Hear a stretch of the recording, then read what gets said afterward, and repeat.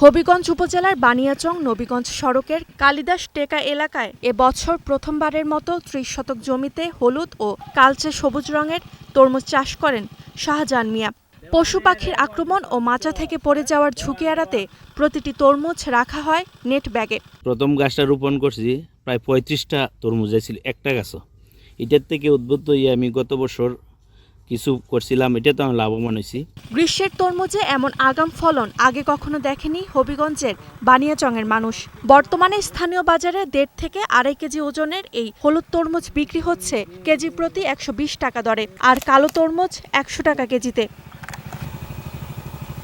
তার সফলতা দেখে আশেপাশের কৃষকদের মাঝেও আগ্রহ বাড়ছে। অনেকেই এখন নতুন করে তরমুজ চাষের কথা ভাবছেন।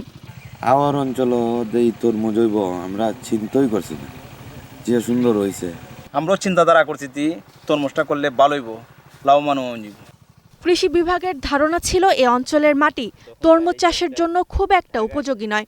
তবে সেই ধারণাকে ভুল প্রমাণ করার কথা জানালেন এই স্থানীয় কর্মকর্তা। গোল্ডেন তরমুজটা যেটা হলুদ কালার, এটা নতুন চাষ হয়েছে।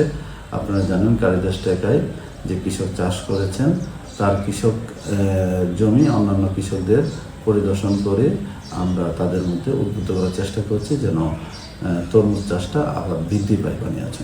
সঠিক পরিকল্পনা, আধুনিক কৃষি প্রযুক্তি আর পরিশ্রমের সমন্বয়ে হাওড় অঞ্চলে তরমুজ চাষ যে লাভজনক সম্ভাবনা হয়ে উঠতে পারে, এমনটাই বলছেন স্থানীয়রা।